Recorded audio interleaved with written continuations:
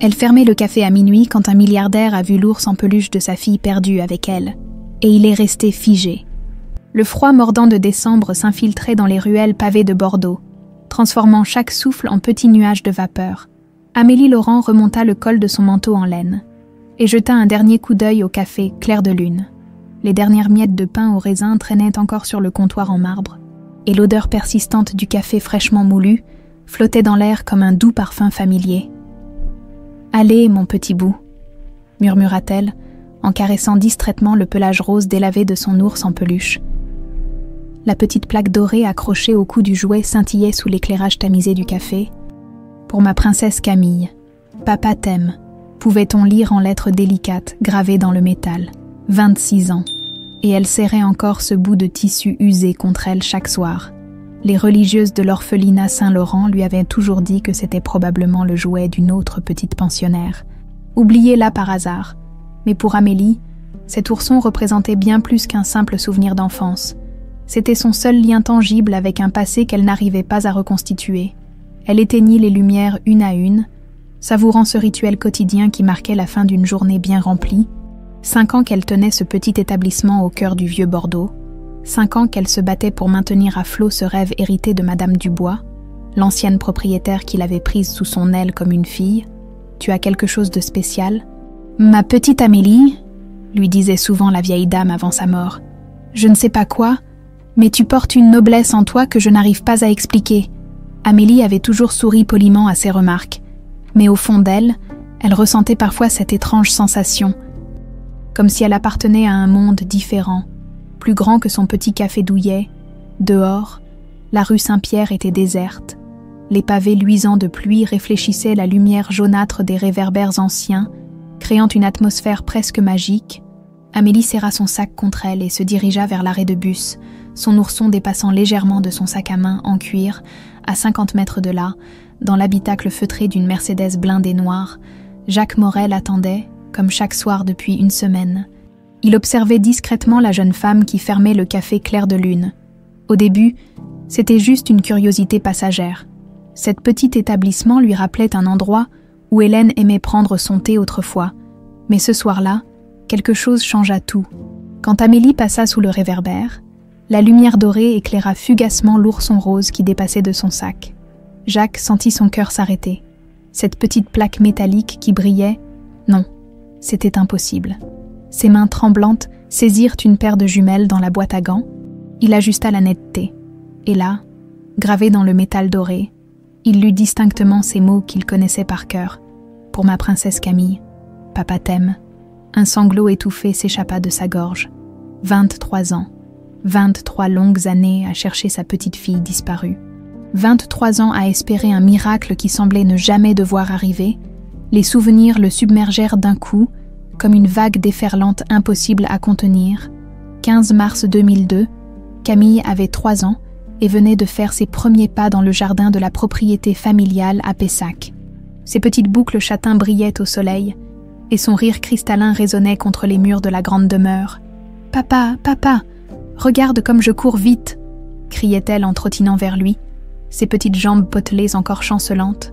Jacques l'avait soulevée dans ses bras, humant cette odeur si particulière des cheveux de sa fille, mélange de shampoing à la camomille et de cette douceur propre aux enfants. « Mon trésor », avait-il murmuré en la serrant contre lui. « Papa t'achètera quelque chose de spécial demain. Que veux-tu ? Un ourson rose avec mon nom dessus », avait-elle répondu en tapant dans ses petites mains. Le lendemain, Jacques s'était allé chez Hermès, commander un ourson en peluche sur mesure, avec une plaque gravée spécialement pour sa princesse. Il l'avait offert le soir même, et Camille n'avait plus jamais voulu s'en séparer. 3 semaines plus tard, elle disparaissait en plein jour, enlevée par René, leur chauffeur de confiance, alors qu'Hélène faisait des courses aux grands hommes. L'homme avait disparu avec elle, ne laissant aucune trace, aucun indice, aucune demande de rançon. La suite était un cauchemar dont Jacques ne s'était jamais vraiment remis. Hélène avait sombré dans une dépression si profonde qu'elle avait fini par se laisser mourir 6 ans plus tard. Lui avait dépensé une fortune en détective privé, offert des récompenses astronomiques, remué ciel et terre pour retrouver sa fille. Rien. Le néant total. Jusqu'à ce soir, Jacques essuya les larmes qui coulaient sur ses joues et sortit son téléphone portable. Il composa un numéro qu'il connaissait par cœur. « Philippe, c'est Jacques Morel. J'ai besoin de toi maintenant. » Philippe Garnier était le meilleur détective privé de Bordeaux, et surtout, le seul qui n'avait jamais baissé les bras dans l'affaire Camille Morel, même quand Jacques avait voulu abandonner les recherches, épuisé par des années de faux espoirs.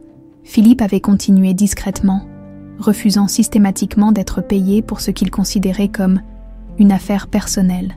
Que se passe-t-il ? Jacques, la voix rauque du détective trahissait l'inquiétude. Il était rare que son ami l'appelle si tard. Je crois, Jacques déglutit péniblement. Je crois que j'ai retrouvé Camille. Un silence pesant s'installa à l'autre bout de la ligne. Philippe Garnier avait vu Jacques s'effondrer trop souvent devant de fausses pistes pour ne pas être prudent. Jacques, écoute-moi bien, tu es sûr de ce que tu avances, parce que si on se lance là-dedans et que... L'ourson, Philippe.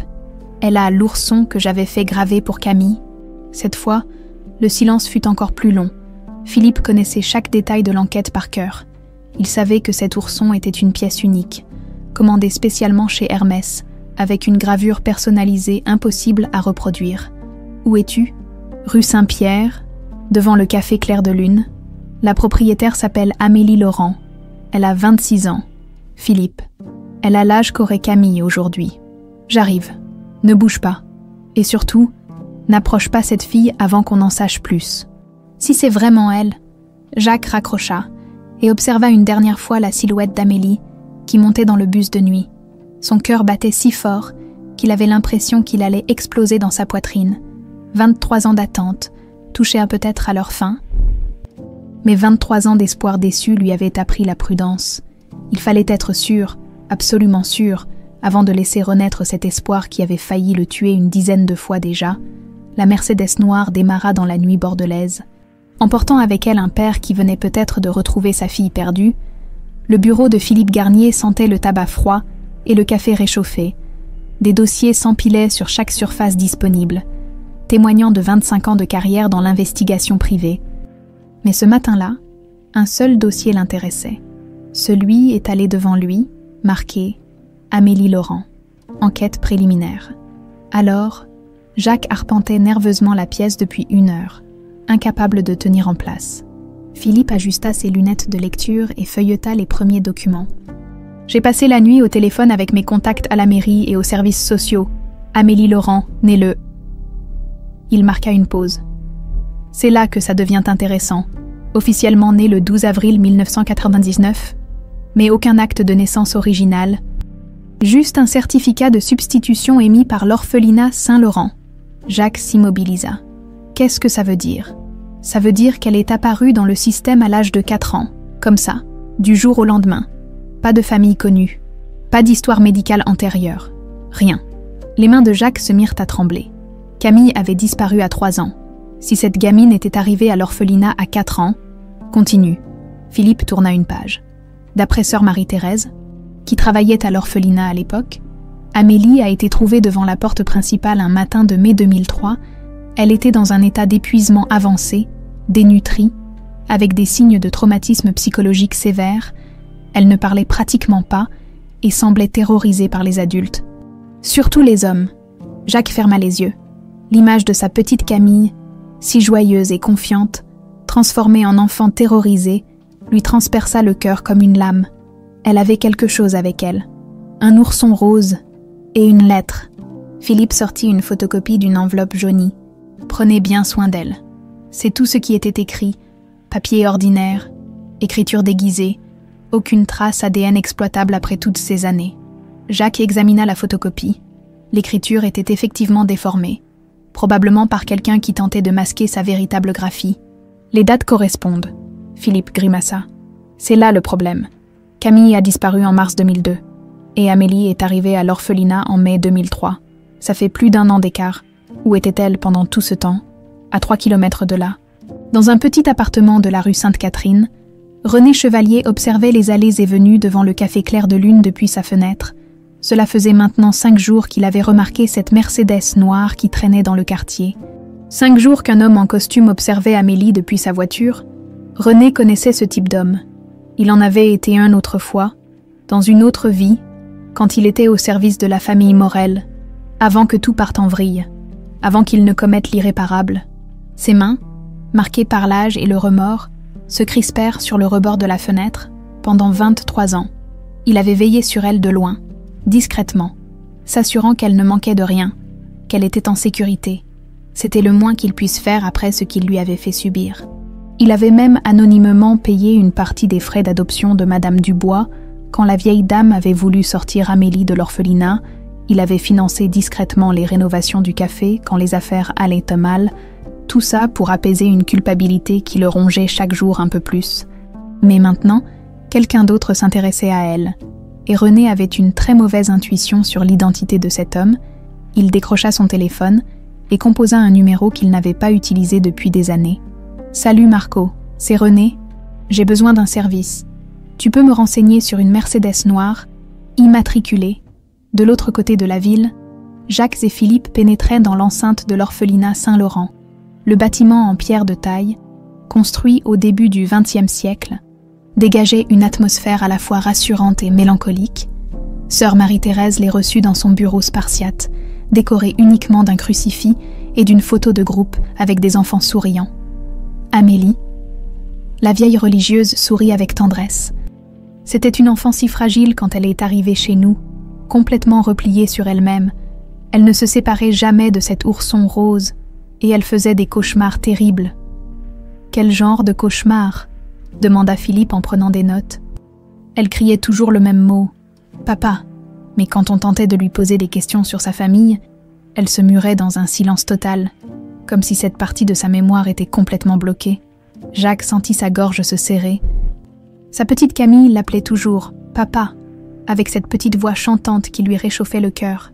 Elle a gardé des séquelles de cette période. Les premières années ont été difficiles. Crise d'angoisse, terreur nocturne, refus de s'alimenter. Heureusement, Madame Dubois est arrivée dans sa vie quand elle avait 12 ans. Cette femme a eu une patience d'ange avec elle. Sœur Marie-Thérèse se leva et alla chercher un dossier dans un classeur métallique. « Tenez, voici le dossier médical de l'époque. Vous verrez que le docteur Blanchard avait noté quelque chose d'intéressant. » Philippe parcourut rapidement le document. Cicatrice linéaire de 3 cm sur l'avant-bras droit, probablement causée par une chute, légère asymétrie du sourire, possiblement due à un traumatisme facial antérieur. Jacques blêmit. Camille avait exactement ces 2 particularités. La cicatrice datait de ses 2 ans, quand elle était tombée de son petit vélo dans l'allée, et cette légère asymétrie de son sourire était apparue après qu'elle s'était cognée contre la table basse du salon en courant. « Monsieur Morel ?» Sœur Marie-Thérèse l'observait avec inquiétude. « Vous vous sentez bien ?»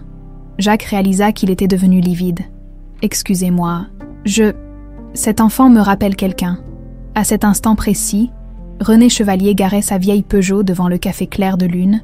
Il était temps d'agir. Trop de coïncidences s'accumulaient, et son instinct lui disait qu'Amélie était en danger. Il poussa la porte du café, déclenchant le petit carillon familier. Amélie leva les yeux de sa caisse enregistreuse et lui adressa ce sourire légèrement asymétrique qui lui donnait tant de charme. « Bonjour, que puis-je vous servir ?» René la détailla un instant.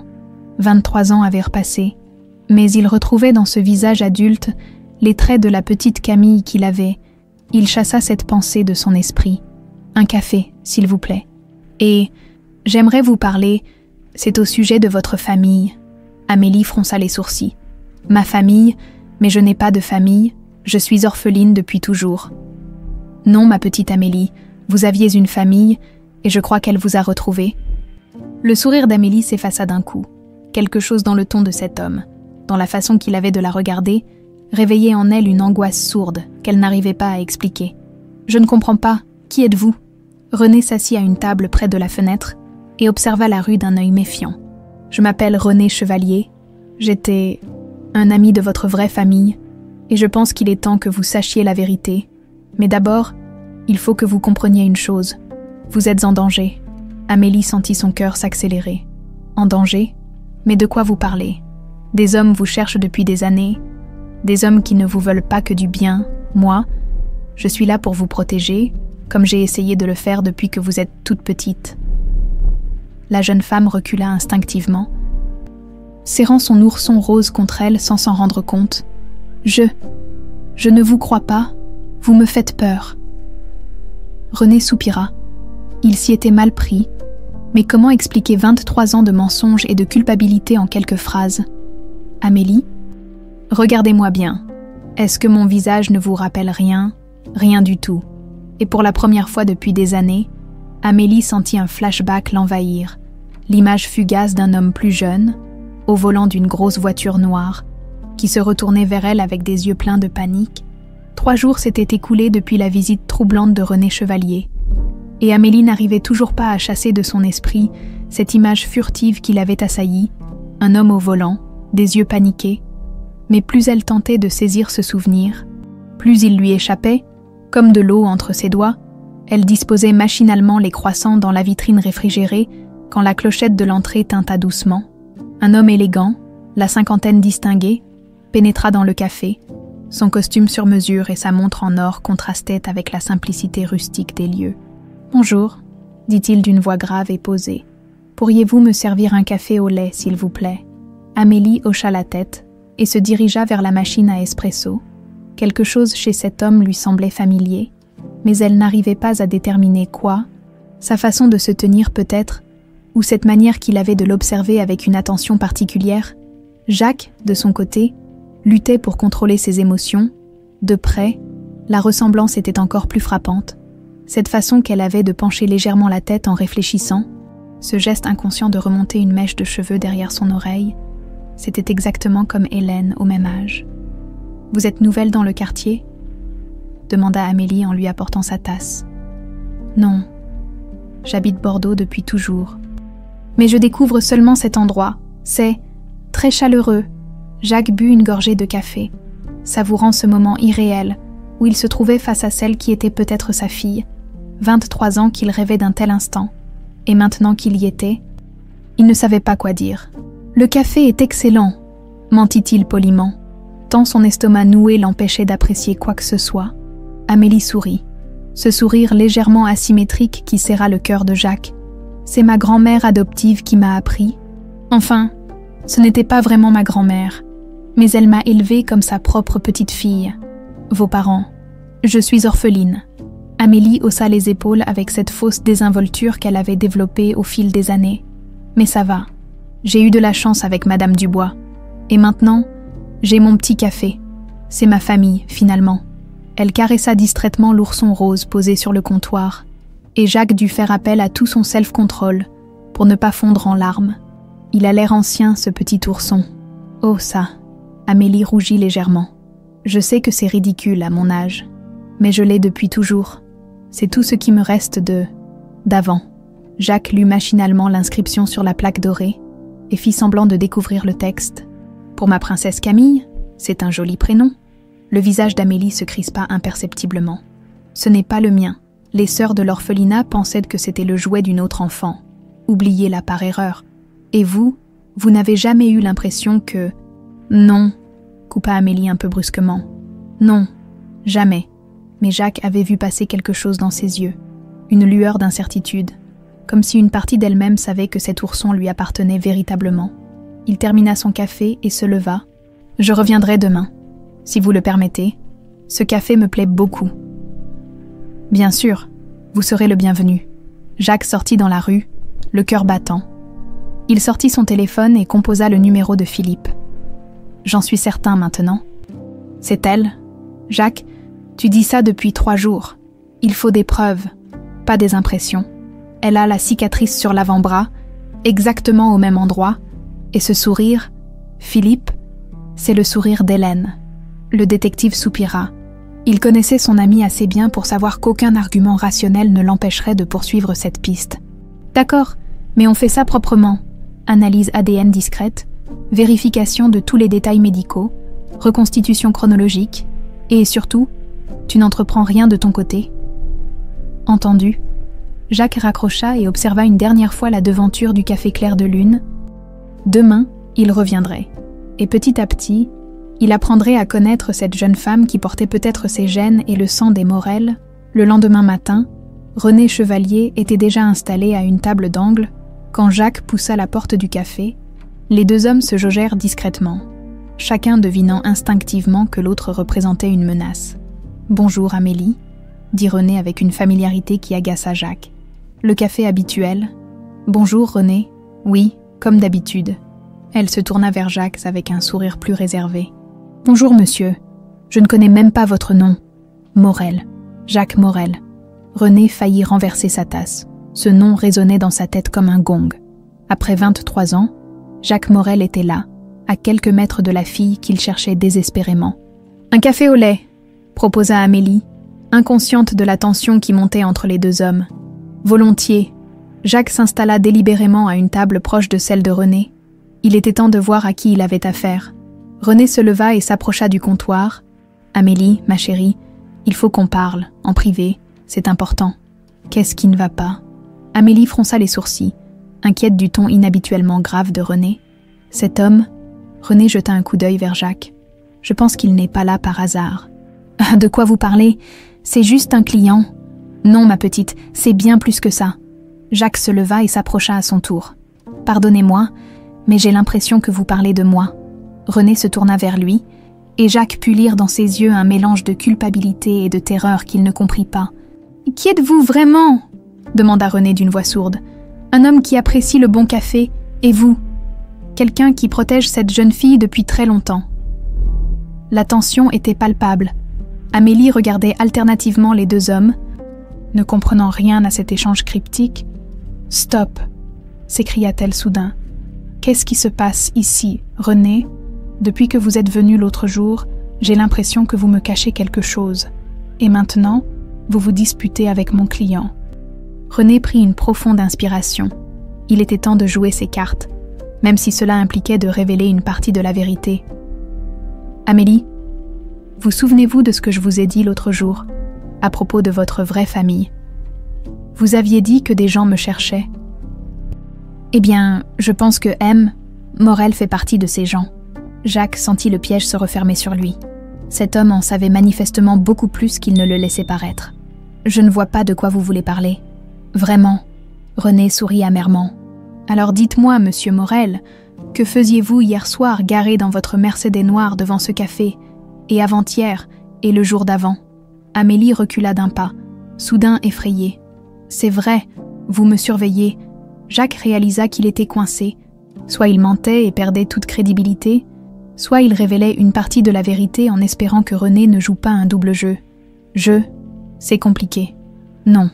C'est très simple, » reprit René. « Vous pensez qu'Amélie est quelqu'un d'autre, quelqu'un que vous avez perdu il y a longtemps. » Amélie s'assit lourdement sur un tabouret, serrant instinctivement son ourson contre elle. « Quelqu'un que j'ai perdu? Mais qui ?» René et Jacques se regardèrent, chacun comprenant que l'autre détenait une pièce du puzzle. « Votre fille ?» murmura René. Jacques hocha lentement la tête. « Ma fille Camille, disparue il y a 23 ans, elle avait 3 ans. » Amélie sentit le monde vaciller autour d'elle. Ce prénom, Camille, gravé sur l'ourson qu'elle n'avait jamais quitté. « Non !» souffla-t-elle. « Ce n'est pas possible. » René s'agenouilla devant elle et prit ses mains dans les siennes. « Ma petite fille, il faut que vous sachiez, cette disparition, ce n'était pas un accident.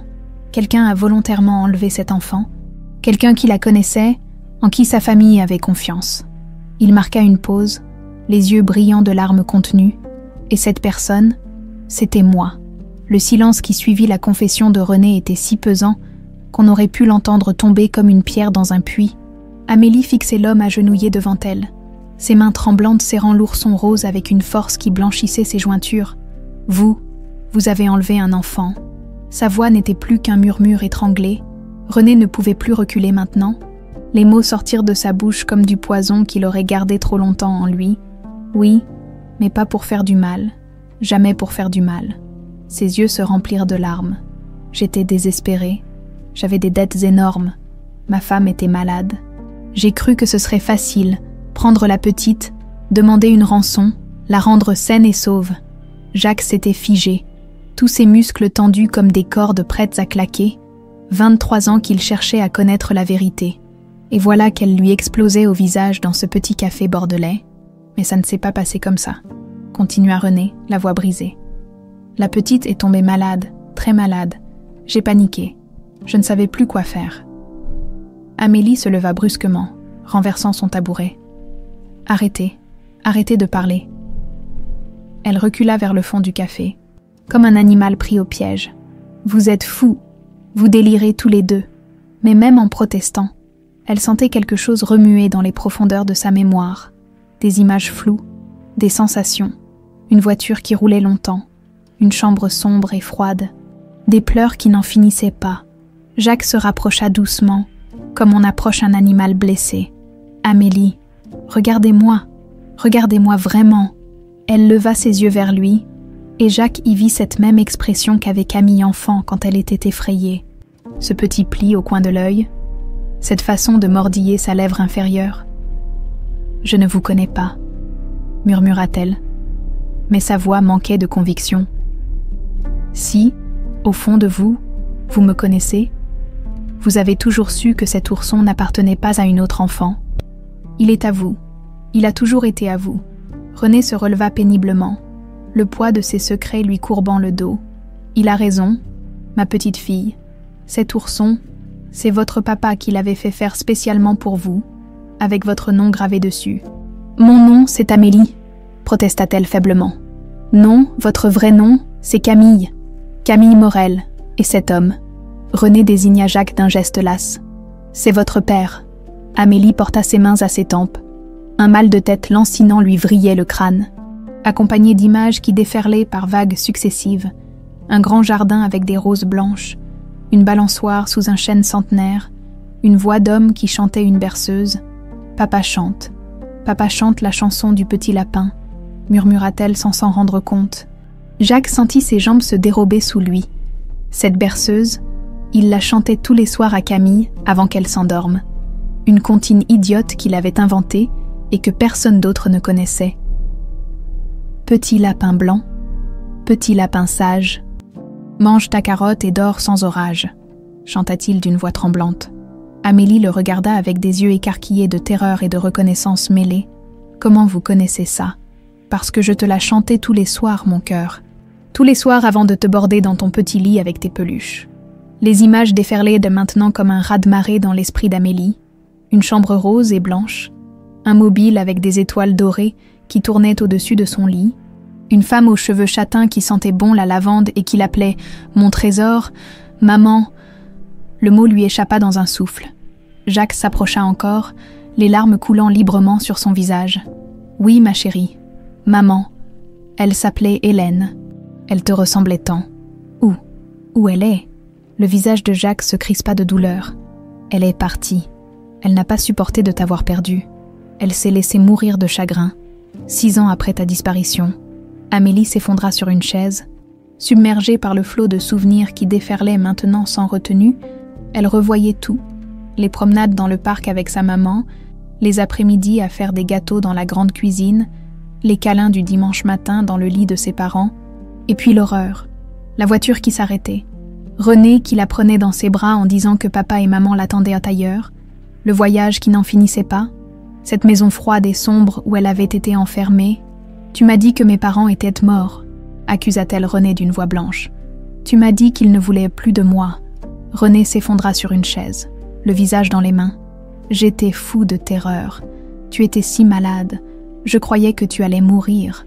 Je ne savais plus comment te rendre à tes parents sans aller en prison.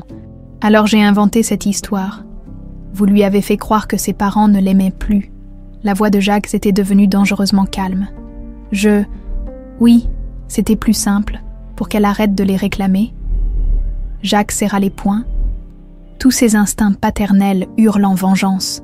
Cet homme avait non seulement volé sa fille, mais il avait aussi détruit sa confiance en l'amour de ses parents. « Vous avez torturé psychologiquement une enfant de 3 ans. »« Je sais, » explosa René. « Vous croyez que j'ai vécu un seul jour sans culpabilité depuis ?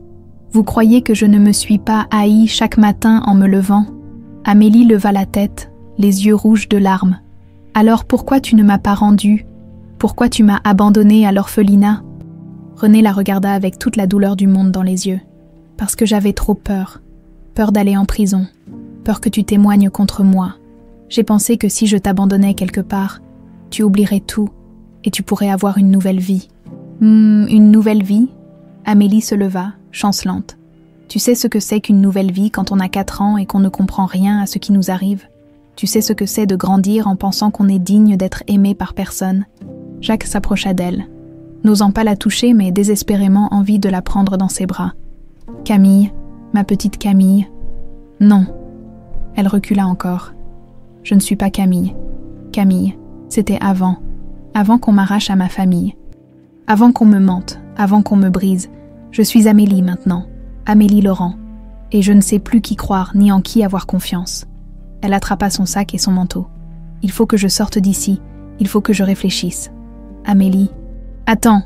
René se leva précipitamment. « Tu ne peux pas partir comme ça, c'est dangereux. »« Dangereux !» Elle se retourna vers lui, le regard chargé de colère et de détresse. « Plus dangereux que de rester ici avec l'homme qui a détruit ma vie et celui qui prétend être mon père, mais qui m'a laissé tomber pendant 23 ans. » Jacques encaissa le coup comme une gifle. « Je ne t'ai jamais laissé tomber. J'ai remué ciel et terre pour te retrouver. J'ai dépensé ma fortune, consulté tous les détectives de France. Alors pourquoi vous ne m'avez pas trouvé plus tôt ?» La question resta suspendue dans l'air comme une accusation. Jacques n'avait pas de réponse satisfaisante. Comment expliquer que parfois, la vérité se cache dans les endroits les plus évidents? Amélie ouvrit la porte du café, faisant tinter la clochette de façon presque ironique. « J'ai besoin de temps. Ne me suivez pas. »« Ni l'un ni l'autre !» Elle disparut dans la rue, laissant derrière elle 2 hommes rongés par des regrets différents, mais tout aussi douloureux. René brisa le silence en premier. « Elle va revenir. Elle a besoin de digérer tout ça. » Jacques le foudroya du regard. « Vous n'avez aucun droit de me dire quoi que ce soit. Vous avez détruit ma famille. Je sais, et j'ai passé 23 ans à essayer de réparer. En la harcelant, en vous prétendant son protecteur. » René se dirigea vers la porte. En m'assurant qu'elle ne manque de rien, en payant ses frais de scolarité, les réparations du café, sa mutuelle santé. Vous croyez qu'une orpheline peut s'en sortir seule dans ce monde? Jacques le rattrapa par le bras. Vous l'avez espionnée pendant toutes ces années. Protégée. Il y a une différence. René se dégagea et sortit du café, laissant Jacques seul avec le poids écrasant de ses révélations. 23 ans plus tôt. Mars 2002. René Chevalier ajustait sa casquette de chauffeur en observant la petite Camille qui jouait dans le jardin de la propriété des Morel. À 27 ans, il travaillait pour la famille depuis 3 ans. Et jamais il n'aurait imaginé en arriver là, mais les dettes s'accumulaient, sa femme Marie avait besoin d'une opération coûteuse, et les huissiers menaçaient de saisir leur modeste appartement. René, la voix de M. Morel le sortit de ses sombres pensées. « Vous pourriez conduire ma femme aux grands hommes. Elle a des courses à faire. »« Bien sûr, monsieur. » Hélène Morel s'installa élégamment sur la banquette arrière de la Mercedes.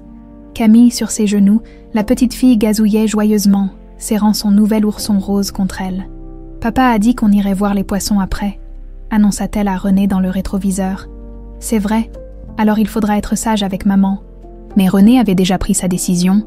Ce matin-là, il avait reçu l'ultimatum final, 50 000 francs avant la fin du mois, ou la saisie, et Jacques Morel payait ses employés au lance-pierre, malgré sa fortune colossale. Aux grands hommes, Hélène descendit avec Camille. « Nous en avons pour 1 heure maximum. Vous pouvez nous attendre ici. »« En fait, madame. » René déglutit péniblement. « J'ai reçu un appel urgent de M. Morel. Il demande que je ramène Camille à la maison immédiatement. Un problème avec son frère, paraît-il ?» Hélène fronça les sourcils. « Son frère, mais il est en voyage d'affaires à Londres. C'est justement ça le problème, madame. Il y a eu un accident. M. Morel veut que la petite soit à la maison quand il recevra des nouvelles. » Le mensonge sortit de sa bouche avec une facilité qui l'effraya lui-même. Hélène pâlit instantanément. « Mon Dieu, c'est grave. »« Je ne sais pas, madame. M. Morel m'a juste dit de faire vite. » Hélène hésita un instant, puis embrassa tendrement sa fille. « Sois sage avec René, mon cœur. Maman te rejoint très vite. Au revoir, maman. » Camille agita sa petite main par la fenêtre alors que la voiture s'éloignait. René avait préparé une planque dans une vieille maison abandonnée à Blanquefort, héritée de sa grand-mère. Son plan était simple, garder Camille quelques jours, le temps de négocier une rançon raisonnable, puis la rendre saine et sauve. Personne ne serait vraiment blessé, et lui pourrait sauver sa famille de la ruine. Mais tout se compliqua dès le premier soir. « Je veux papa, je veux maman. » Camille pleurait depuis des heures, inconsolable. « Chut, ma puce, papa et maman. » Ils ont eu un petit problème. Ils m'ont demandé de prendre soin de toi en attendant. C'est pas vrai. Papa aurait dit au revoir. René improvisa de nouveaux mensonges, chacun plus douloureux que le précédent. Tes parents? Ils sont partis en voyage, très loin. Ils ont dit qu'ils reviendraient peut-être plus tard. Le 3e jour, Camille développa une forte fièvre.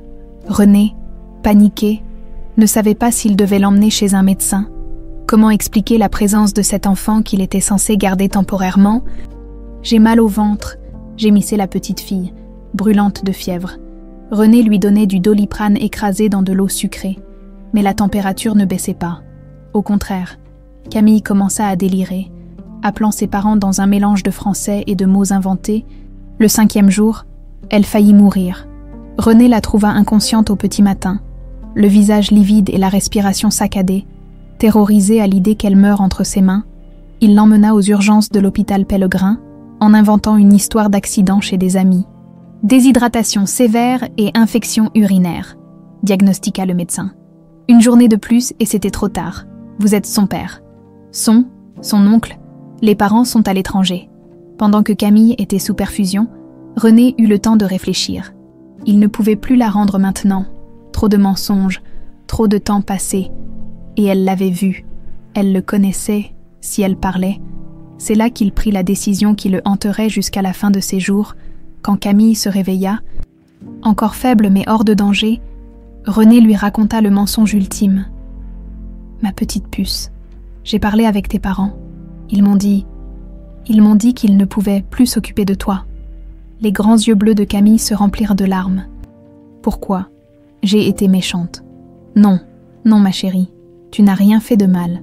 C'est juste que, parfois les grandes personnes ont des problèmes compliqués. Ils m'aiment plus. » René ferma les yeux, incapable de soutenir ce regard innocent. « Je suis sûre qu'ils t'aiment, mais ils ne peuvent plus être tes parents. » Le cœur de Camille se brisa ce jour-là. René le vit distinctement dans ses yeux, cette lumière qui s'éteignait, cette confiance en l'amour qui disparaissait à jamais. 2 semaines plus tard, quand elle fut complètement rétablie, René l'abandonna devant l'orphelinat Saint-Laurent avec l'ourson et une lettre laconique. Il resta caché derrière un arbre jusqu'à ce que sœur Marie-Thérèse la trouve et l'emmène à l'intérieur. Camille se retourna une dernière fois vers la rue, comme si elle espérait encore voir quelqu'un venir la chercher. Mais René était déjà parti, emportant avec lui le secret qui détruirait sa vie autant que celle de ses victimes. Présent. Décembre 2025. René sortit du café Clair de Lune, les jambes flageolantes. 23 ans qu'il gardait cette vérité au fond de lui, et voilà qu'elle avait explosé au grand jour en l'espace de quelques minutes. Il remonta dans sa vieille Peugeot et démarra sans but précis, laissant ses souvenirs le guider à travers les rues de Bordeaux. Inconsciemment, il prit la direction de Blanquefort, vers cette maison abandonnée où tout avait basculé. La bicoque était encore là, envahie par la végétation et les graffitis.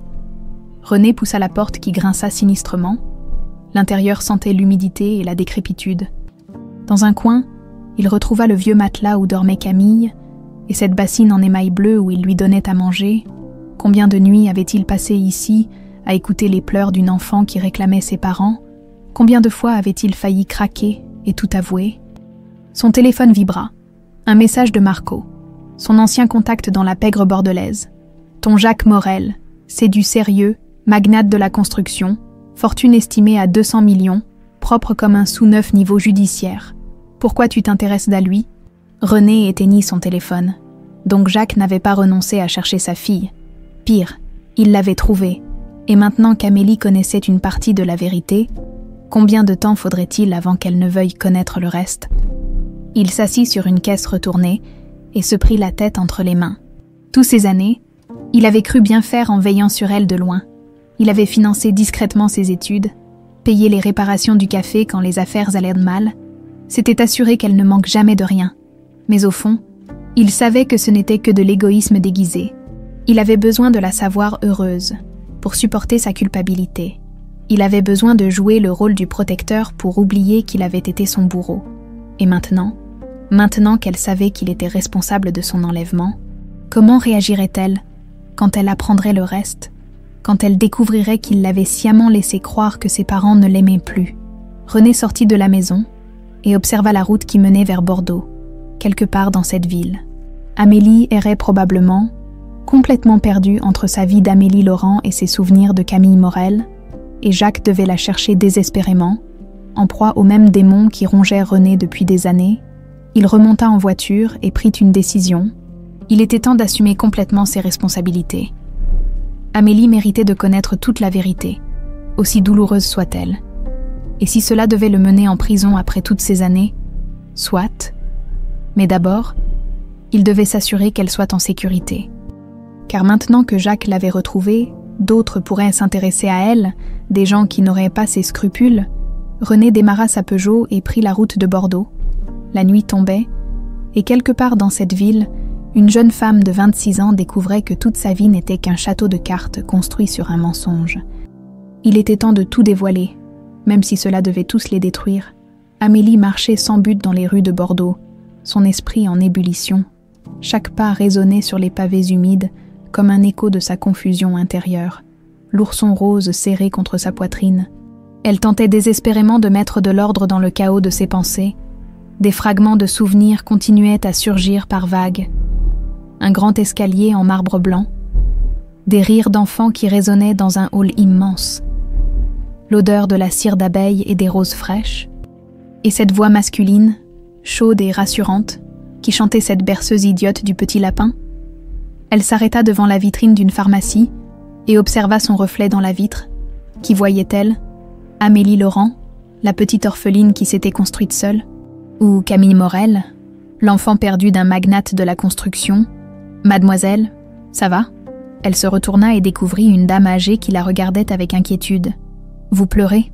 Amélie porta machinalement sa main à son visage et réalisa qu'effectivement, les larmes coulaient librement sur ses joues.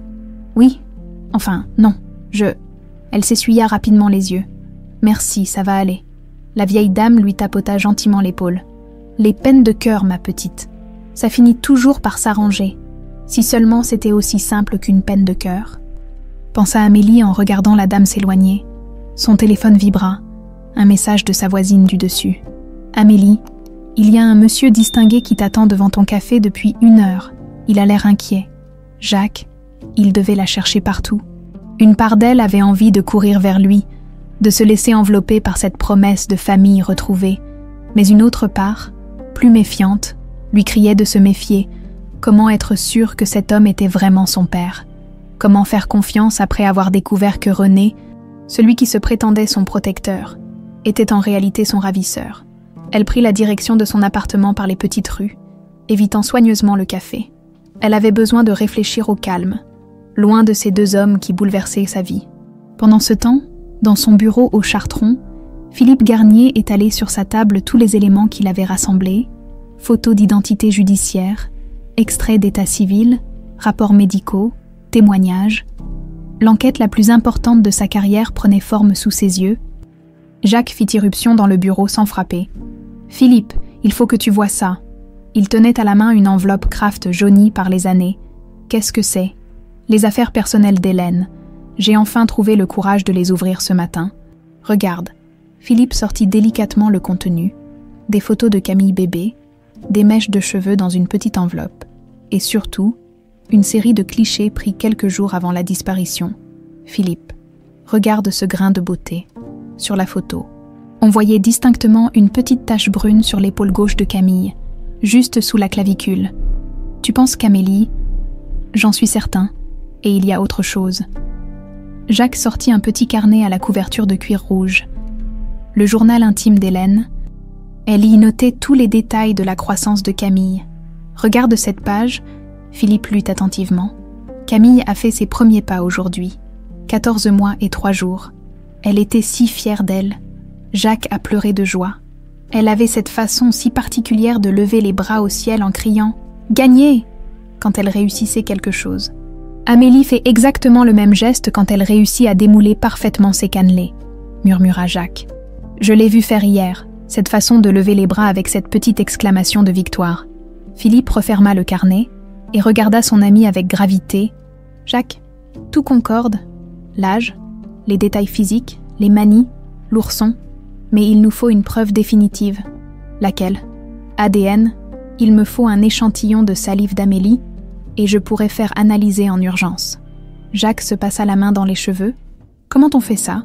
On ne peut pas lui demander comme ça. Elle nous fait déjà plus confiance. Elle boit du café tous les jours, non? Dans sa propre tasse? Jacques comprit immédiatement. Tu veux que je vole sa tasse. Je veux que tu récupères discrètement un échantillon qui pourra nous donner une certitude, pour elle comme pour toi. 1 heure plus tard, Jacques se tenait devant le café clair de lune fermé, avec ses clés de serrurier amateur, compétence acquise durant ses années d'enquête privée improvisée. Il pénétra discrètement dans l'établissement. L'odeur familière du café moulu et de la pâtisserie flottait encore dans l'air. Jacques repéra immédiatement la tasse préférée d'Amélie, celle avec des petites fleurs bleues qu'elle utilisait toujours pour son café du matin. Elle était posée dans l'évier, encore tachée de rouge à lèvres, avec des gestes minutieux.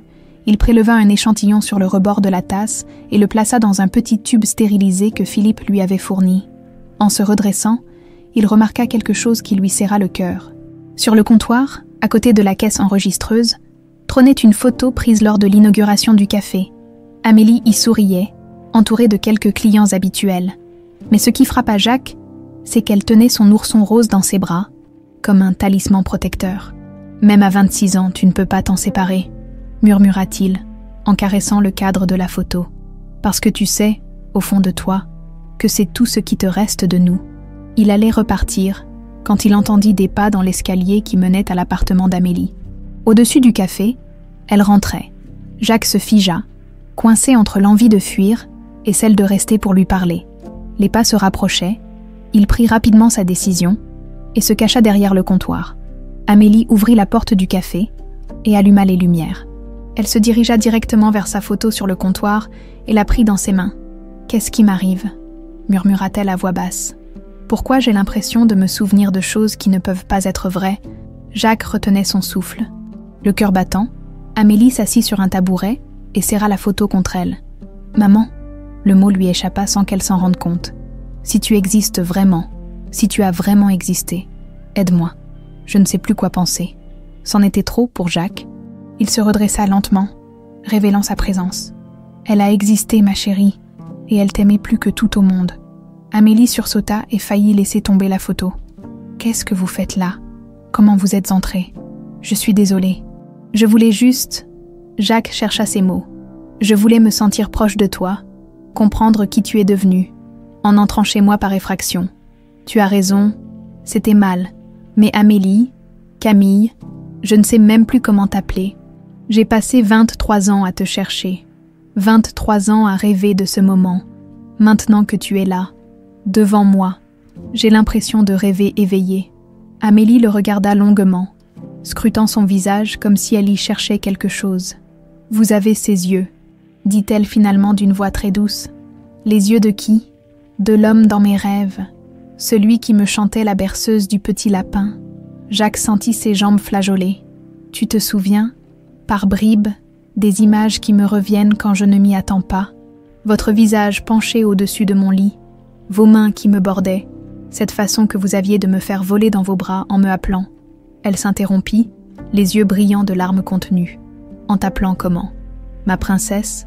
Sa voix se brisa. « Vous m'appeliez votre petite princesse. » Jacques ne put retenir ses larmes plus longtemps. Il fit un pas vers elle, les bras tendus. « Oui, ma chérie, tu étais ma princesse. Tu le seras toujours. » Cette fois, Amélie ne recula pas. Elle se laissa envelopper par cette étreinte qui réveillait en elle tant de souvenirs enfouis. Pour la première fois depuis 23 ans, elle se sentait à sa place dans les bras de cet homme qui prétendait être son père. « Papa » murmura-t-elle contre son épaule. « Oui, mon cœur, papa est là, papa est enfin là. » Ils restèrent ainsi enlacés au milieu du petit café, deux âmes brisées qui tentaient de recoller les morceaux d'une famille détruite par la folie d'un homme. Dehors, caché derrière sa voiture, René Chevalier observait la scène à travers la vitrine. Des larmes coulaient sur ses joues rugueuses, tandis qu'il assistait à ces retrouvailles qu'il avait rendues impossibles pendant tant d'années. Il remonta en voiture et démarra sans bruit. Il était temps de disparaître de leur vie, pour de bon. 2 jours s'étaient écoulés depuis les retrouvailles entre Jacques et Amélie. Le laboratoire d'analyse médicale avait confirmé ce que leur cœur savait déjà. L'ADN ne mentait pas. Amélie Laurent était bien Camille Morel, disparue 23 ans plus tôt, Dans le petit appartement au-dessus du café, père et fille tentèrent de reconstituer les pièces manquantes de leur histoire commune. Jacques avait apporté des albums photos, des vidéos de Camille enfant, tous ces souvenirs qu'il avait précieusement conservés comme des reliques. « Tu adorais les manèges », raconta-t-il en montrant une photo de la petite Camille sur un cheval de bois, rayonnante de bonheur. On allait au parc bordelais tous les dimanches. Tu choisissais toujours le cheval blanc, celui avec la crinière dorée. Amélie caressa délicatement la photo. Ces moments lui revenaient maintenant avec une netteté troublante. Je me souviens du marchand de glace. Il avait une moustache blanche et il me donnait toujours une boule en plus. « Monsieur Rousseau !» s'exclama Jacques. « Il est encore là, tu sais. Il a pris sa retraite, mais il revient parfois faire les marchés de Noël. » Ces petits détails du quotidien ressurgis aidaient Amélie à se réapproprier son histoire, mais une ombre planait toujours sur ses retrouvailles. René Chevalier avait disparu depuis 48 heures. « Tu crois qu'il va revenir ?» demanda-t-elle à Jacques. « J'espère que non.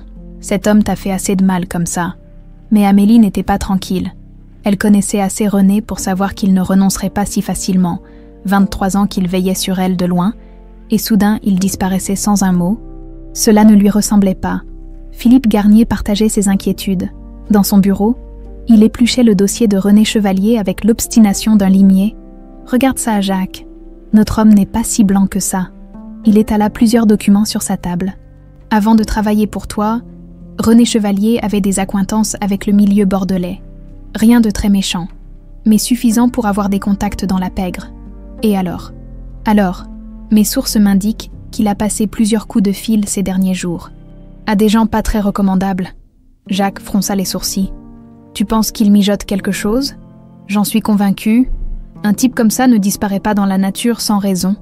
Il prépare un coup. » À cet instant précis, René Chevalier observait le café clair de lune depuis sa voiture. Garé au bout de la rue Saint-Pierre, il n'avait pas dormi depuis 2 nuits, rongé par une angoisse grandissante. Ses anciens contacts dans le milieu lui avaient confirmé ses pires craintes. Jacques Morel ne se contenterait pas de récupérer sa fille. Il voudrait des explications. Il voudrait justice. Et René connaissait assez les hommes riches et puissants pour savoir que leur justice ne passait pas toujours par les tribunaux. Son téléphone vibra. Un message de Marco. « Ton Jacques Morel a engagé un détective privé pour fouiller ton passé. Il sait déjà pour tes anciennes fréquentations. Tu ferais mieux de disparaître, vieux. » René ferma les yeux. Il était trop tard pour fuir maintenant. Trop tard pour sauver sa peau. Mais pas trop tard pour sauver Amélie, une dernière fois. Il sortit de sa voiture et se dirigea vers le café d'un pas déterminé. Amélie préparait des cannelés pour le lendemain quand elle le vit pousser la porte. Elle remarqua immédiatement son état, les traits tirés, les vêtements froissés, ce regard hagard qu'elle ne lui connaissait pas. « René, mon Dieu, vous avez une tête affreuse. Il faut qu'on parte, Amélie, tout de suite. » « Partir, mais partir où ?» René s'approcha du comptoir, jetant des coups d'œil nerveux vers la rue. « Vous êtes en danger. Jacques Morel n'est pas l'homme que vous croyez. » Amélie recula instinctivement. « Qu'est-ce que vous racontez ? Écoutez-moi bien. Ce type, votre soi-disant père, il a des relations dans le milieu, des gens qui règlent les problèmes sans poser de questions. Vous délirez ? Jacques n'est pas. Il sait que je suis responsable de votre enlèvement. Vous croyez qu'un homme comme lui va laisser passer ça ? Vous croyez qu'il va se contenter d'un dépôt de plainte ? » La peur grandissait dans les yeux d'Amélie. « Vous me faites peur, René. J'ai peur pour vous, ces hommes-là, quand ils règlent leurs comptes. Ils ne font pas de détails. Si je disparais, vous risquez de disparaître avec moi. Vous êtes la seule témoin de ce qui s'est passé il y a 23 ans. » René mentait. Bien sûr, Jacques Morel n'avait jamais eu de relation avec la pègre, mais René était désespéré. Et un homme désespéré est capable de tous les mensonges pour obtenir ce qu'il veut. « Il faut partir maintenant, Amélie. J'ai une planque sûre. » Le temps de laisser retomber la pression. Amélie secoua la tête. « Non, je ne vous crois pas. Jacques ne me ferait jamais de mal. Même involontairement, même si en vous récupérant, il mettait votre vie en danger. » René sortit son téléphone et lui montra une photo floue prise avec un téléobjectif. « Vous voyez cet homme. Il surveille votre café depuis ce matin. C'est un tueur professionnel. Amélie, je le connais de réputation. En réalité, l'homme sur la photo n'était qu'un touriste qui prenait des clichés de l'architecture bordelaise. Mais René savait que dans l'état de stress où se trouvait Amélie, elle ne verrait que ce qu'il voulait qu'elle voie. « Oh, mon Dieu !» Amélie porta sa main à sa bouche. « Vous êtes sûr ? Certains, ils attendent le bon moment, quand vous serez seul, sans témoin. » René joua sa dernière carte. « Votre père adoptif, Madame Dubois, vous vous souvenez comment elle est morte? Une crise cardiaque, elle avait des problèmes de cœur depuis des années. Vraiment, vous étiez sûr de ça? Parce que moi, j'ai des raisons de penser que quelqu'un voulait déjà vous faire du mal à l'époque, et que Madame Dubois s'est trouvée sur leur chemin.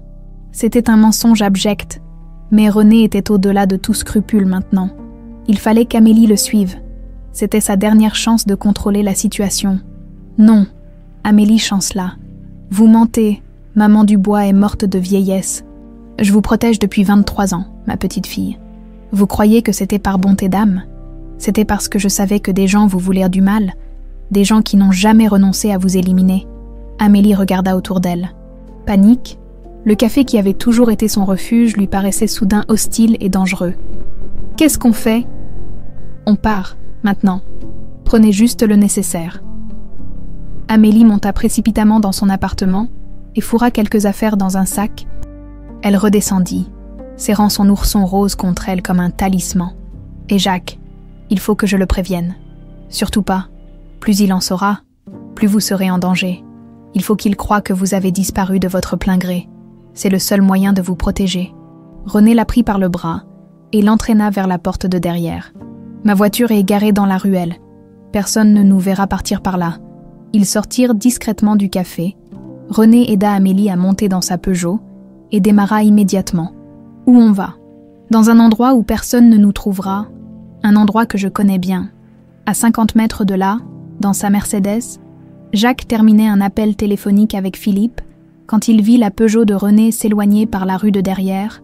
Il eut juste le temps d'apercevoir le visage d'Amélie à la fenêtre passager. « Philippe, René vient d'enlever Amélie. »« Quoi, tu es sûr ?»« Certain. Ils viennent de partir en voiture. Je les suis. » Jacques démarra en trombe, gardant ses distances pour ne pas être repéré. La Peugeot prit la direction de la Rocade, puis celle de Blanquefort. Jacques connaissait cette route. C'était là que menaient toutes les pistes qu'il avait suivies autrefois. Pendant ses recherches désespérées, cette zone industrielle parsemée de vieilles maisons abandonnées, où un homme pouvait cacher un enfant sans être dérangé, son sang se glaça. René ramenait Amélie à l'endroit même où il l'avait séquestrée 23 ans plus tôt. « Philippe, appelle les flics. Ils l'emmènent vers Blanquefort. J'arrive avec les renforts. Surtout, n'interviens pas seul. » Mais Jacques avait déjà raccroché. Il accéléra, rattrapant peu à peu la Peugeot dans la nuit qui tombait. Après 23 ans, il allait enfin affronter l'homme qui avait détruit sa famille. Cette fois, il n'y aurait pas de fuite possible. La vieille maison de Blanquefort se dressait dans la nuit comme un fantôme du passé. René gara sa Peugeot devant la porte défoncée, les phares éclairant brièvement la façade décrépie, envahie par le lierre. « Pourquoi ici ?» demanda Amélie, une angoisse sourde lui nouant l'estomac. « C'est l'endroit le plus sûr que je connaisse. Personne ne viendra nous chercher là. » Mais en descendant de voiture, Amélie ressentit une étrange sensation de déjà-vu, cette odeur de végétation humide, ce grincement particulier de la grille rouillée. Quelque chose en elle se rebellait violemment contre ce lieu. « Je ne veux pas entrer, » dit-elle en reculant.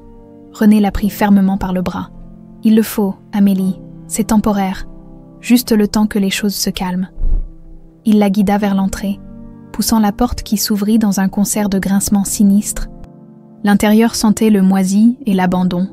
René alluma une lampe torche, révélant un couloir au papier peint décollé et au parquet gondolé par l'humidité. « Par ici » murmura-t-il, en la dirigeant vers ce qui avait dû être le salon. Amélie avançait comme dans un cauchemar, chaque pas réveillant des échos lointains dans sa mémoire, cette disposition des pièces, cette hauteur de plafond, même cette façon particulière qu'avait le plancher de craquer sous les pieds. René, sa voix était devenue toute petite. « J'ai l'impression de connaître cet endroit. » René se figea. Il avait espéré que les souvenirs de Camille enfant ne remonteraient pas si vite. Mais peut-être était-ce mieux ainsi. Peut-être était-il temps qu'elle sache enfin toute la vérité. « C'est normal que tu te souviennes, ma petite fille. Tu as vécu ici, pendant plusieurs semaines ?» Amélie se retourna vers lui, les yeux écarquillés d'horreur. « C'est ici que vous m'avez enfermée. » René hocha lentement la tête, incapable de soutenir son regard. « Je n'avais pas le choix. Je ne savais plus quoi faire. » Les souvenirs déferlaient maintenant comme un raz de marée.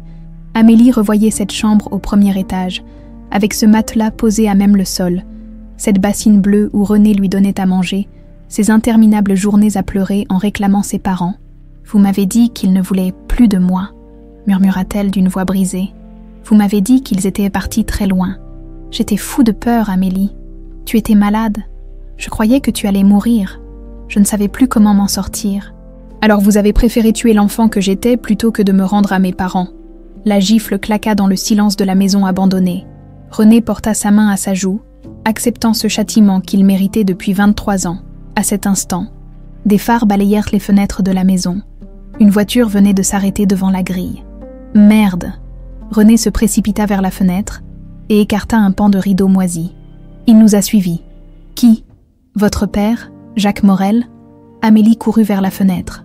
Effectivement, Jacques sortait de sa Mercedes, accompagné de Philippe Garnier, mais contrairement à ce qu'affirmait René, ils ne ressemblaient pas à des tueurs venus régler leur compte. Ils avançaient prudemment, certes, mais Jacques appelait son nom avec inquiétude. « Amélie, Amélie, tu es là. Je sais que tu es là. »« Il faut qu'on sorte d'ici, » dit René en se dirigeant vers l'escalier. « Il y a une autre sortie au premier étage. » Mais Amélie ne le suivit pas. Elle resta plantée au milieu du salon, serrant son ourson contre elle. « Non, comment ça non ? Je ne partirai pas d'ici sans connaître toute la vérité, cette maison. C'est ici que tout a basculé pour moi. C'est ici que la petite Camille est morte pour qu'Amélie puisse naître. Je veux savoir exactement ce qui s'est passé. » René la regarda avec un mélange d'admiration et de terreur. Cette jeune femme de 26 ans avait la même détermination farouche que la petite fille de 3 ans qu'il avait connue autrefois. « Tu veux vraiment savoir ? » ?»« Tout. Je veux tout savoir. » Dehors, Jacques et Philippe s'approchèrent de la maison. Philippe sortit son arme de service, par précaution. « Tu es sûr qu'ils sont là ? » ?»« Certain.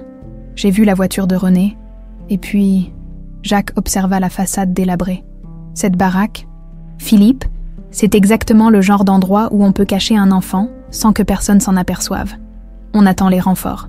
Non, ma fille est là-dedans avec ce cinglé. Je n'attendrai pas une minute de plus. » Jacques poussa la grille et s'avança vers l'entrée. Philippe sur ses talons. À l'intérieur, René s'était assis sur une caisse retournée, le visage dans les mains. « Tu veux savoir ce qui s'est passé ? Très bien. Mais après, tu ne pourras plus jamais me regarder en face. » Il releva la tête, et Amélie vit dans ses yeux toute la détresse accumulée depuis 23 ans. « Quand je t'ai emmené, ce n'était pas prévu que ça dure, juste quelques jours, le temps de négocier une rançon, mais tu es tombé malade le 3e jour, une infection urinaire qui a dégénéré. Tu avais une fièvre de cheval, tu délirais. Et vous ne m'avez pas emmené chez un médecin.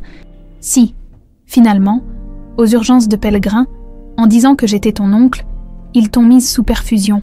Tu as failli y rester. » Amélie ferma les yeux, revoyant ces images floues d'un hôpital, ces odeurs de désinfectant, cette terreur de se retrouver seule parmi des inconnus.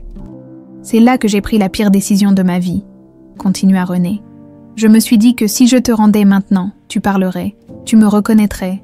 Alors j'ai inventé cette histoire. » « Quelle histoire ? » « Je t'ai dit que tes parents avaient appelé, qu'ils me demandaient de te dire qu'ils ne pouvaient plus s'occuper de toi, que tu étais devenue trop difficile à gérer. » Amélie sentit son cœur se briser une nouvelle fois, cette blessure originelle, ce sentiment d'abandon qui l'avait poursuivi toute sa vie.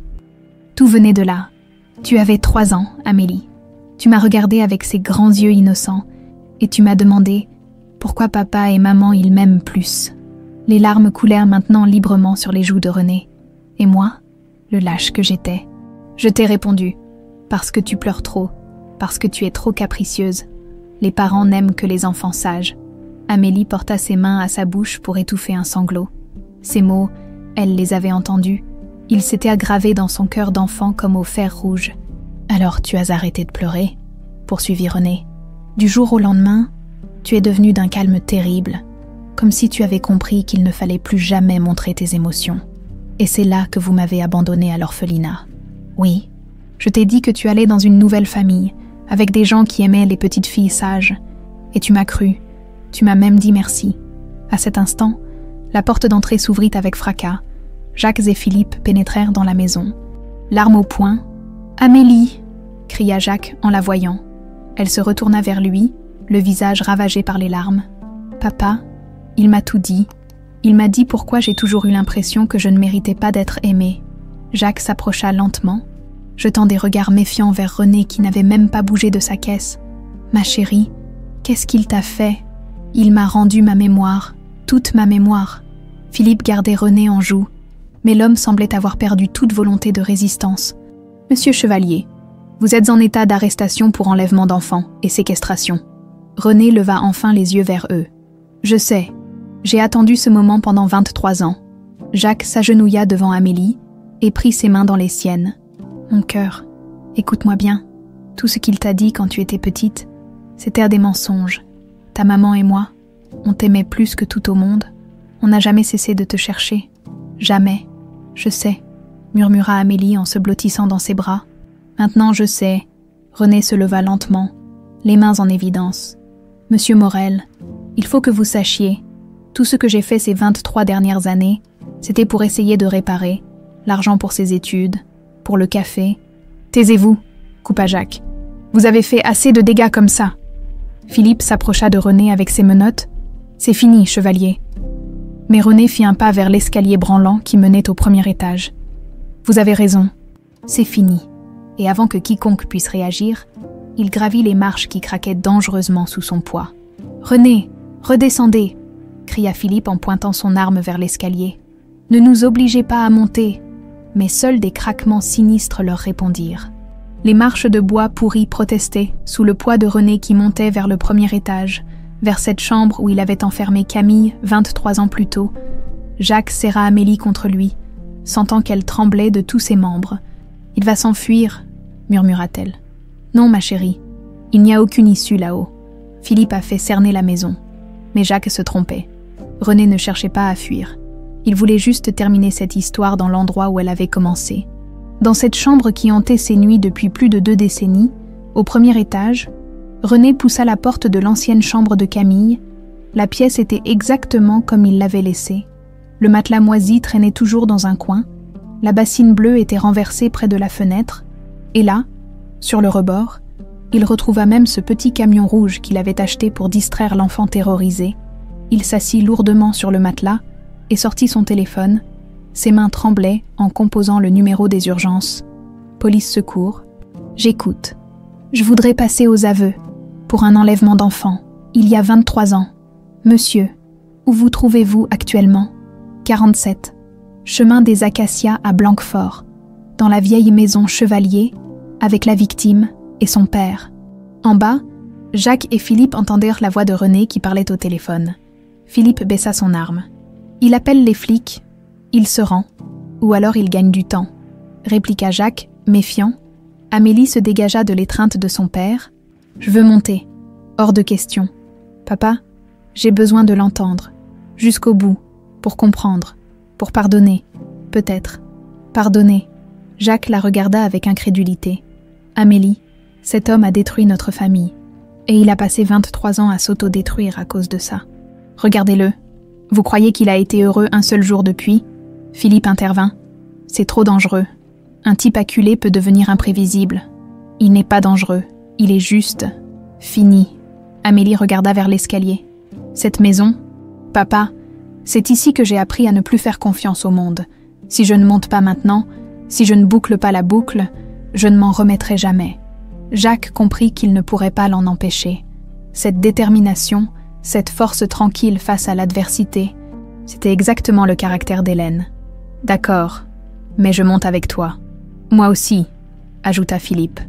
Et au moindre geste suspect, ils gravirent lentement l'escalier vermoulu. Chaque marche gémissait sous leur poids, menaçant de céder à tout moment. Amélie ouvrait la marche, guidée par une force qu'elle ne comprenait pas elle-même.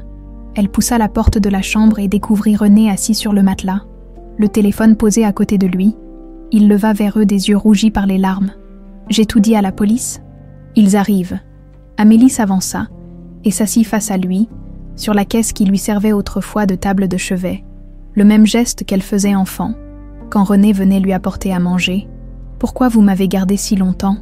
demanda-t-elle d'une voix douce. « Vous auriez pu me rendre après quelques heures. » René essuya ses yeux avec sa manche. Au début, c'était juste une question d'argent. J'avais des dettes énormes. Ma femme Marie était malade. Elle avait besoin d'une opération coûteuse. Votre femme savait ? Non. Je lui avais dit que je travaillais de nuit pour une société de sécurité. Elle est morte 6 mois après votre enlèvement, sans jamais savoir ce que j'avais fait. Jacques serrait les poings, luttant contre l'envie de frapper cet homme qui avait causé tant de souffrance. « Continuez », dit Amélie. Le plan était simple. Vous gardez 2 ou 3 jours, demandez une rançon raisonnable, vous rendre saine et sauve. Mais le 3e jour, sa voix se brisa. Le 3e jour, vous êtes tombé malade, une fièvre terrible. Vous déliriez, vous appeliez vos parents en pleurant, et moi, je paniquais complètement. Philippe s'approcha, prenant des notes mentales pour le futur procès-verbal. Qu'est-ce qui vous a empêché de l'emmener immédiatement à l'hôpital ? La trouille, la pure trouille. Comment j'expliquais la présence de cet enfant ? Comment je justifiais que je l'ai gardé 3 jours sans prévenir personne ? René se leva et se dirigea vers la fenêtre, évitant le regard d'Amélie. Alors j'ai attendu. J'ai essayé de vous soigner moi-même avec du Doliprane et des compresses froides. Mais ça empirait. Le 5e jour, vous étiez inconsciente. Et c'est là que vous m'avez emmenée à Pellegrin. Oui, en inventant cette histoire d'oncle de garde, les médecins ont dit que j'avais attendu trop longtemps, quelques heures de plus et... Il ne termina pas sa phrase. Mais tout le monde comprit. C'est pendant votre hospitalisation que vous avez pris cette décision immonde, dit Jacques d'une voix chargée de dégoût. Lui faire croire qu'on ne l'aimait plus. René se retourna brusquement. Vous croyez que c'était facile ? Vous croyez que j'ai pris plaisir à briser le cœur de cette gamine ? Alors pourquoi l'avoir fait ? Parce que j'étais lâche, parce que j'avais peur de finir en prison ? René hurla maintenant, libérant 23 ans de culpabilité refoulée, parce que je me suis dit que si elle me dénonçait, ma vie était finie. Votre vie était plus importante que celle d'un enfant de 3 ans. Non, bien sûr que non, mais sur le moment, oui, j'ai pensé à ma peau d'abord. Amélie se leva et s'approcha de René. À la surprise générale, elle posa une main apaisante sur son bras. « Racontez-moi exactement ce que vous m'avez dit, à l'hôpital. » René la regarda, troublé par cette douceur inattendue. « Vous étiez encore très faible. Vous me demandiez sans arrêt quand papa et maman allaient venir vous chercher. » Les larmes coulaient maintenant librement sur son visage. « Alors je vous ai dit qu'ils avaient téléphoné, qu'ils demandaient de leurs nouvelles, mais qu'ils ne pouvaient pas venir. Pourquoi ? Parce qu'ils trouvaient que vous étiez devenue trop difficile, trop capricieuse, qu'ils en avaient assez de vos caprices et de vos pleurs. » Jacques dut s'appuyer au mur pour ne pas s'effondrer. Imaginer sa petite Camille recevant ce message de rejet absolu lui déchirait le cœur. « Et moi, qu'est-ce que j'ai dit ?» demanda Amélie d'une voix à peine audible. « Vous avez pleuré très longtemps, et puis vous avez arrêté d'un coup. Vous m'avez regardé et vous avez dit « Je serai sage maintenant. Promis, dis-leur que je serai très sage. » Amélie ferma les yeux, revoyant cette scène avec une netteté douloureuse. Cette petite fille de 3 ans qui promettait d'être sage pour mériter l'amour de ses parents, mais ils ne sont jamais venus, murmura-t-elle. Non, parce que je ne leur ai jamais dit, parce que 2 semaines plus tard, je vous ai abandonné à l'orphelinat en disant aux religieuses que vos parents étaient morts dans un accident. Et vous avez inventé cette histoire de carte postale. René hocha misérablement la tête. Je vous ai dit que vos nouveaux parents vous enverraient une carte postale quand ils seraient prêts à vous accueillir, mais que ça prendrait peut-être du temps, parce qu'ils voulaient être sûrs que vous étiez devenue une petite fille sage. Alors j'ai attendu cette carte postale pendant des années, dit Amélie dans un souffle, en me disant que si j'étais parfaite, si je ne dérangeais personne, peut-être que quelqu'un finirait par m'aimer. Le silence qui suivit fut brisé par le bruit des sirènes qui approchaient. Les renforts arrivaient. René se tourna vers Jacques. « Monsieur Morel, je sais que vous ne pourrez jamais me pardonner, mais sachez que pas un jour ne s'est passé sans que je regrette. Pas un seul jour. » « Gardez vos regrets, » répliqua Jacques froidement. « Ils n'effaceront jamais le mal que vous avez fait. » René hocha la tête et se dirigea vers l'escalier. « Je descends me rendre. » Mais au moment où il posa le pied sur la première marche, le bois vermoulu céda sous son poids. René bascula dans le vide avec un cri de surprise, s'écrasant dans l'escalier dans un fracas de bois brisé. Il y eut un silence de mort, puis des gémissements faibles qui montèrent d'en bas, Philippe se précipita, suivi de Jacques et Amélie. René gisait au pied de l'escalier, une mare de sang s'élargissant sous sa tête. Il respirait encore, mais son regard se voilait déjà. « René !» Amélie s'agenouilla près de lui. Il tourna péniblement la tête vers elle. « Je suis... désolé, ma petite fille. » Ces furent ses derniers mots. René Chevalier mourut là, dans cette maison où il avait commis le crime qui avait empoisonné sa vie. Amélie ferma doucement les yeux du mort, puis se redressa et se blottit dans les bras de son père. « C'est fini, papa. Tout est fini. » 6 mois plus tard, juin 2026. Le soleil matinal filtrait à travers les rideaux de dentelle du café clair de lune, créant des jeux d'ombre et de lumière sur les tables en bois patiné. Amélie disposait les croissants tout juste sortis du four dans la vitrine, un geste devenu machinal après tant d'années, mais qui aujourd'hui avait une saveur particulière. « Tu es sûr que tu ne veux pas que je t'aide ?» Jacques était assis au comptoir, sirotant son café matinal, tout en observant sa fille avec cette tendresse émue qui ne l'avait pas quitté depuis leur retrouvaille. « Papa, pour la 100e fois, j'y arrive très bien toute seule, » répondit Amélie en souriant. « Et puis, tu as déjà assez fait avec les travaux de rénovation. » Effectivement, Jacques avait financé une remise à neuf complète du café, nouvelle cuisine, nouvelle décoration, nouveau matériel, mais il avait pris soin de conserver l'âme du lieu, cette atmosphère chaleureuse que Madame Dubois avait créée et qu'Amélie avait su préserver. « C'est important pour moi de garder mon indépendance », avait-elle expliqué lors d'une de leurs longues conversations nocturnes. « J'ai besoin de savoir que je peux encore compter sur moi-même. » Jacques avait compris. 23 ans d'autonomie forcée ne s'effacent pas du jour au lendemain. Même avec l'amour retrouvé d'un père, la clochette de l'entrée tinta doucement. D'air. Sarah Moreau, la psychologue qui accompagnait Amélie depuis 6 mois, entra avec son sourire bienveillant habituel. « Bonjour Amélie. Bonjour Jacques. Docteur, votre café habituel ?» Avec plaisir. Le Dr Moreau s'installa à sa table habituelle près de la fenêtre. Ses rendez-vous informels dans le cadre familier du café avaient porté leurs fruits. Amélie avait retrouvé une sérénité qu'elle n'avait jamais connue. Même enfant. « Comment vous sentez-vous aujourd'hui ?» demanda la psychologue en acceptant sa tasse. « Bien. Différemment bien qu'avant, mais vraiment bien. » Et c'était vrai. Les cauchemars avaient cessé.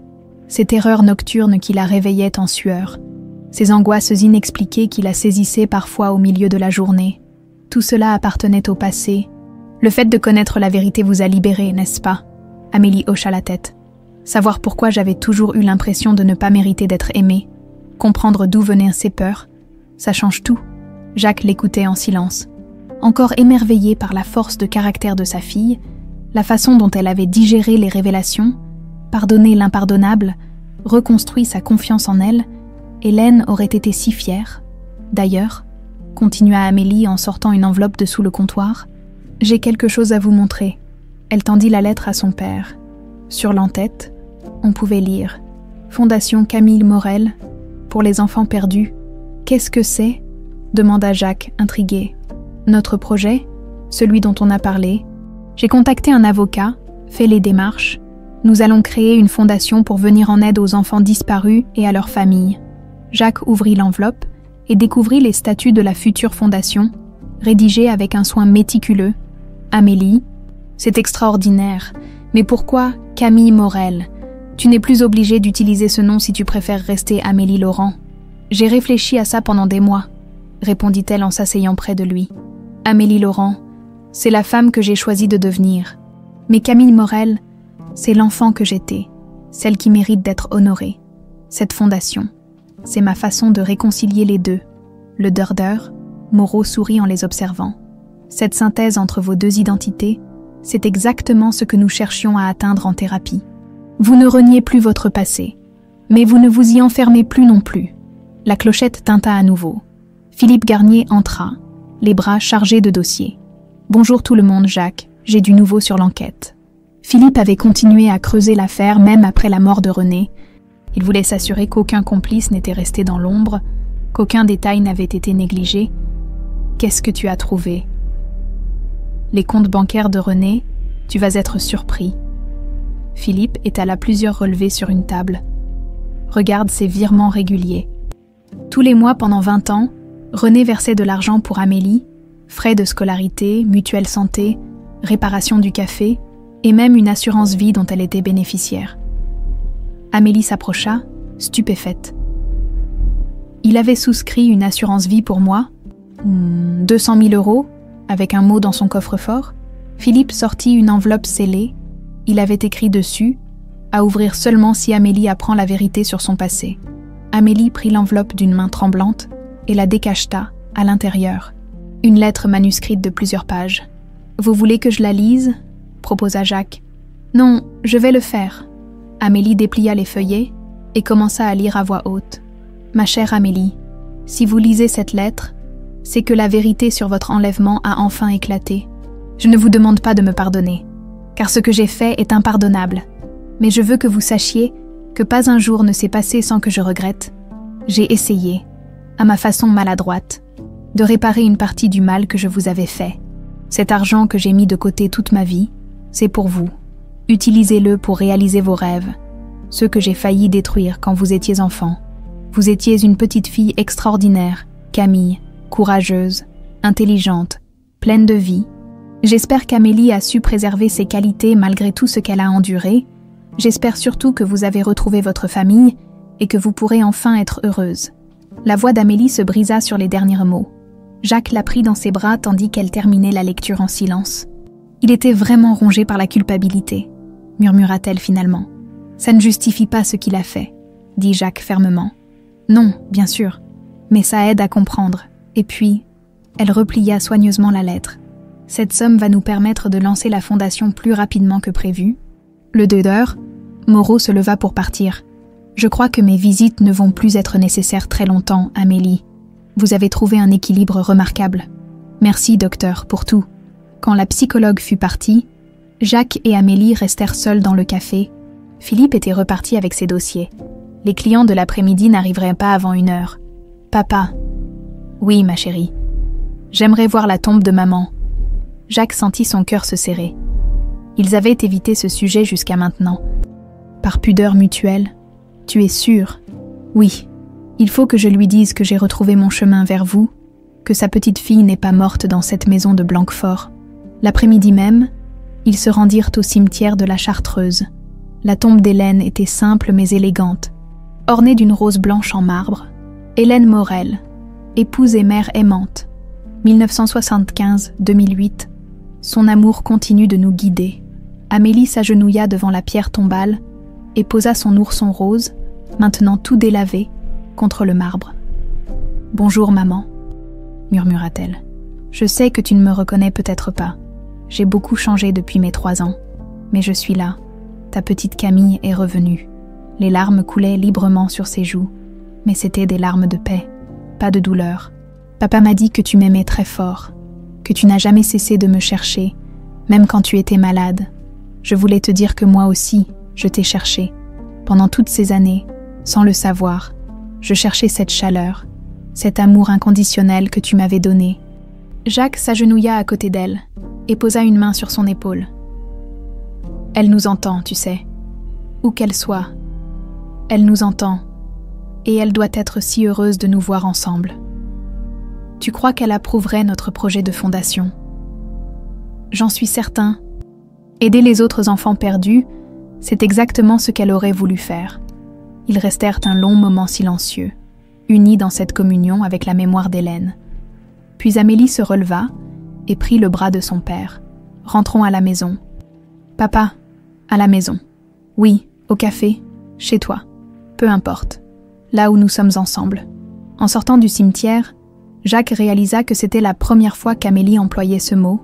Maison, pas le café, pas mon appartement, mais la maison, leur maison. Le soir tombait sur Bordeaux quand il revint rue Saint-Pierre. Les lumières du café brillaient dans la pénombre, accueillantes et chaleureuses. « Tu sais quoi, papa ? »« Quoi, ma chérie ? Je crois que je vais changer le nom du café. » Jacques s'arrêta, surpris. « Ah oui, pour l'appeler comment ?»